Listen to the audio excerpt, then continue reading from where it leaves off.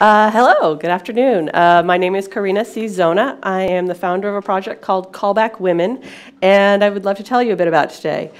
Do we have the display showing? I can't quite tell. Okay, great. So Callback Women is started as a Twitter account, and I'm going to give you a little background on how this started. So I love public speaking. I actually have a degree in public speaking, and when I got into tech speaking at conferences, it was absolutely fantastic in a lot of different ways. It meant that I had a forced audience to hear about things that I consider important, and that meant that all the conversations that I've had is one-on-one, about, I wish as an industry we spent more time thinking about this, or, this drives me crazy, and there's just something that's so interesting that I would love for everyone to know about. You get to do that when you talk at a conference. You have that opportunity to take all those thoughts in your head and actually get people to listen and care about the things that you are passionate about. And so I started looking for more opportunities to speak at other conferences, and I found that was really hard for a couple of reasons. One is that in my naivete, I believed that when a website for a conference said, sign up here to hear announcements about our CFP and tickets and sponsorship, that they actually ever send any emails as a result of signing up. It turns out that is not the case. The next is that it turns out that it's a real big difficulty at the beginning is even knowing what exists. It's easy to say, no one responded to our CFP. By the way, that means call for proposals. So conferences asking for people to, if you are interested in speaking, please give a proposal to us so that we can consider it. But you first have to know what conferences exist and which ones would be relevant to your interests and would care about having you speak to them. And that's really hard if you haven't been around for a while, if you haven't had a university or a company paying for you to go to some conferences so you can get a feel for them and have had enough conversations with colleagues to know which ones they recommend. I had come out of a part of the industry where I knew no one. I had no contacts. I had no one paying for anything. So I was completely without information. And then the final thing I had to learn was that all of the CFPs for engineering type conferences were on Twitter. That is where they get communicated solely. In a lot of cases, only once. And that once frequently is, deadline is tomorrow. Why haven't we heard from you yet? So conferences are terrible about communicating that they have these speaking opportunities, and the burden is really on the individual to seek out that themselves, to find out what conferences exist, which conferences are relevant for them, and when that CFP is open, and making sure that they get in on that window. And they have to know that there's a Twitter account for all this and follow it all year long and find it through all the noise that Twitter account spends the rest of the year, deluging you with. So in the midst of, all of those tweets coming through, from them and from all your other streams, you have to be able to just catch that one time. If you're lucky, there's the other time when they say CFP has opened. It's great when they do that one. So I was really trying to solve for myself this problem of trying to identify information and just making a list for myself in Google Docs. And I started having more and more questions. And it was really fortunate that I had peers who were legitimizing that you can have questions, that if there's not enough information on a CFP, no one will hate you for asking more, which is a bit of a good permission to be given, because it is easy to believe that if I ask questions, I will look too ignorant to ever be accepted as a speaker at the conference. I have just shown that I am stupid, right? And that is indeed not the case. I've talked to so many conference organizers now, both as a proposer and as someone who's spoken for them and as a peer, and always the response is, oh, we love that. No, you should ask questions because then we know we should be answering them. So they really do want more people to propose, and they're just really poor at knowing how. So Callback Women originated from all of that stuff that was really very personal for me, but I also started realizing as I had conversations with other people that they were having the same problems. And that there was this other set of problems that we have of poor representation of people who are not white men speaking at conferences. And we have this problem as an industry. And many conference organizers are very aware of that. There are many of those people who are very interested in trying to deal with that and have no idea how. This is a hard problem to solve, and most conferences, with the exception of something like OpenStack, where I imagine there are some paid employees organizing this one, but a lot of conferences that are for engineers are basically volunteer run, and they'll spend all year doing this, and it's a lot of logistics. It's hard.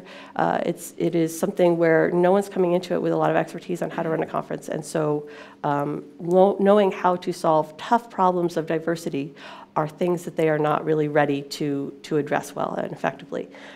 So here's this one set of problems. Speakers who really, should be in the mix, people who should be proposing, who want to be proposing, have absolutely no idea how to actually get into those pools. And then you've got conference organizers who really wish that they could find those people to get into the pools. So if only this information can be brought together.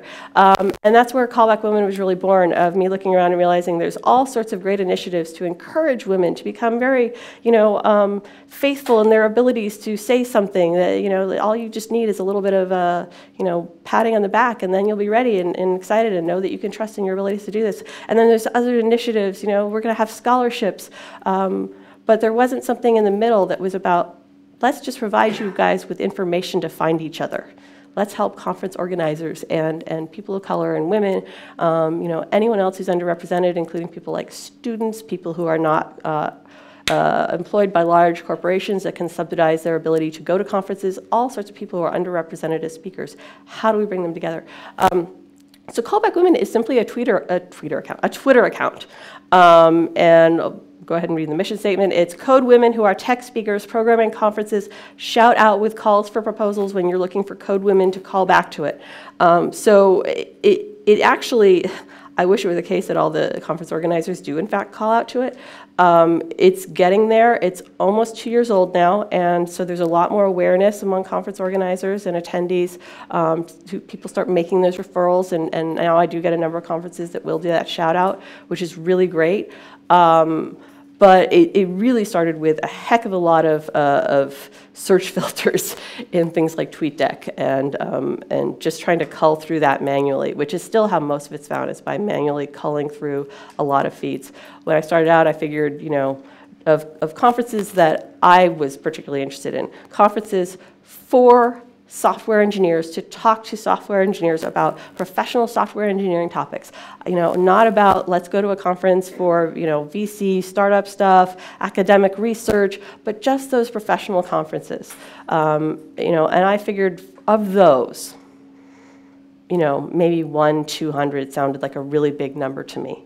As you can see right now, following 759, almost all of those are exclusively conferences that fit a very narrow scope of criteria. So let's take a look at that right here. Okay, so conferences, no hackathons, no meetups, no networking groups. The scope of that in the world, if I had to retweet everyone who's looking for someone to talk about anything, would be not only my full-time job, but quite a few other people's. So it's limited to actual conferences specifically. Of professional coders, speaking to professional coders about topics relevant to professional programming. So no academia conferences. Those conferences are very, very different than professional conferences. Their CFPs are also extraordinarily different. There's really not a lot of overlap in who would be looking for each other. Not founders conferences, things for executive level. It's really about people doing the writing of software. Conferences that meet that criteria but are also cultivating or welcoming participation of people who aren't yet professional coders is within that scope. So for instance, ones that are about really helping to welcome people, say, making a transition from academia into a professional field, great. It doesn't have to be people who are exclusively talking about professional topics, but that has to be the point of the conference, the main mission and goal, regardless of who else is in the audience. So conferences that are in person, I think it's really important to have the benefit of that one-to-one and one-to-many communication in person, where people can follow up and ask you questions, and you're getting some sort of networking benefit out of it. So part of being a professional speaker in our industry really is the ability to have that opportunity to be doing that in person. Filling at least some of the speaking slots via public, open, competitive CFP. And let me go through what I mean by that. If there was a CFP, but it was conference organizers choosing people that they already know personally, then it wasn't public and competitive. There was no opportunity for anyone who isn't already well known to have gotten in. And if the point is to bring people in who aren't normally on the roster and give them a shot, then the fact that there was at one point no one scheduled and then we chose people, or we asked our friends and peers to please submit proposals, it's not the same thing As long as we're still drawing from the same closed circles, we're not solving the problems that Callback Women is meant to solve. So it has to be a public, open, competitive CFP.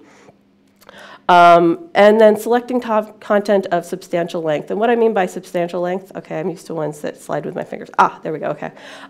So what I mean by substantial length, talks can range from, for instance, things like what I'm doing right now, which is normally limited to, what, 5 minutes? I get more time because people weren't here on time.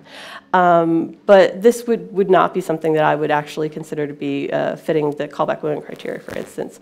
Lightning talks, Ignite talks, these are often things that come with a competitive CFP, but they're not things that are essentially what I would consider to be career-making opportunities, which is what one hopes should be part of the value that you're getting as a speaker out of speaking. You should be delivering value, but there should also be some sort of sense of reciprocity of the amount of time that you put into preparing a talk, to giving a talk, that you should be knowing that you can have expectations of taking something away with you. And an Ignite or Lightning talk doesn't really have that same expectation. Tutorials, trainings, workshops, these are things of substance. They may not be preparing a talk in the sense that we might think of it, but they require a lot of work, and it shows, and people take very seriously the contribution that you've made to that session. So that's an opportunity for you to really be sharing expertise and also getting something back as a professional. So that's the scope. And when you look at that, that's really narrow scope. So I was not expecting that to be 700 and growing that fit just that limited list of criteria, but that's where we are. So there's over 700 conferences per year that get their CFPs retweeted and shared. And I try to collect other information, and it's really aimed at increasing diversity. So these are some things that conferences aren't aware of that increase diversity. Communicating what financial aid, assistance, or compensation is available. Many people in this industry are employed by companies that will pay to send them to conferences. There are a heck of a lot of people. Yeah, I just saw hands wave. Me too. I'm lucky. That's the thing, though. We are lucky. The reason we think that everyone does that is because we're all the ones whose companies sent them, and paid all the bills, and we're all in a room together, and we don't realize how many people are not in that room because they could not be financially impossible for them to be in this room. And that includes speakers. Speakers are the only participants in a conference, typically, who are having to pay the cost of their volunteership. They've paid it in terms of the many hours of work they put in, but then they have to pay it in terms of actual travel, cash costs, lodging costs. If you're a woman, there are other costs quite often. Women have a pay gap. Even in an industry like tech, there are real differences in the amount of compensation that women get versus men for the same work. So we have less spending power, and in aggregate, women have more responsibilities at home. If you're a caregiver, either of small children or, say, a parent, you have to have some way for the cost of your not being there and the continuing need for that care to happen. How is that being covered? So you've got women who have less ability to spend money on going to speak at a conference and have greater responsibility to stay nearby home. It makes it very hard to do what you want to do.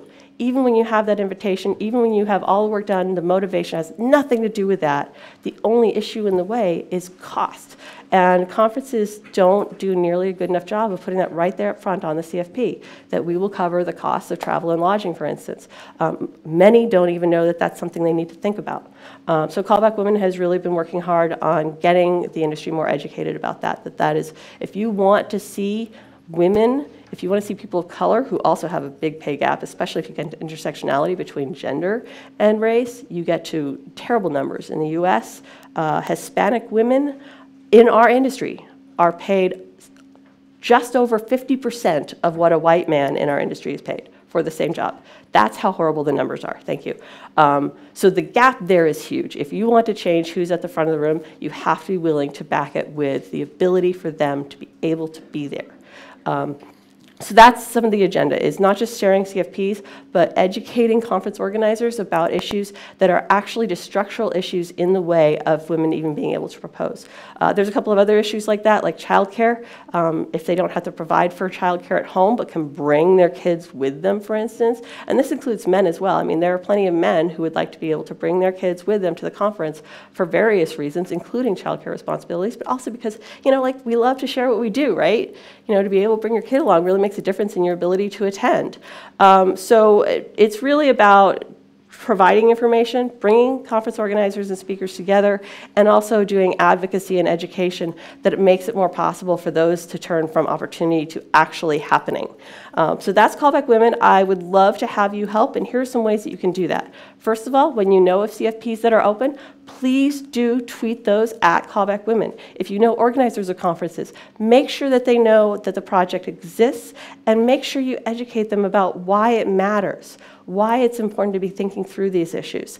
And if you know someone who you think is a great speaker who's not nearly enough on stage, let conference organizers know to reach out proactively to those people and say very specific thing. Do not say, we would love to have a woman. We would love to have, someone from whatever X category it is, like we would love to have someone from outside of this country. That's generic. That's not saying we want you or even that we know anything about you. It's saying you have a demographic. You exist in a demographic. No. If you know somebody who is a talented speaker, someone you think has something interesting to say, make sure it's known that the communication is, I heard that you would be a great person to talk at this conference. I wonder if you're free. I would really love to see some proposals from you. Can I talk to you about that? That's the kind of conversation to have. That's how you change the numbers. And conference organizers who have done that see tremendous change in what they get in their pool, in the quality of the proposal itself, in the kinds of topics that they get, in the range. These are all things that happen when you have people in the pool who aren't the same old people every time. Callback Women, please help support it.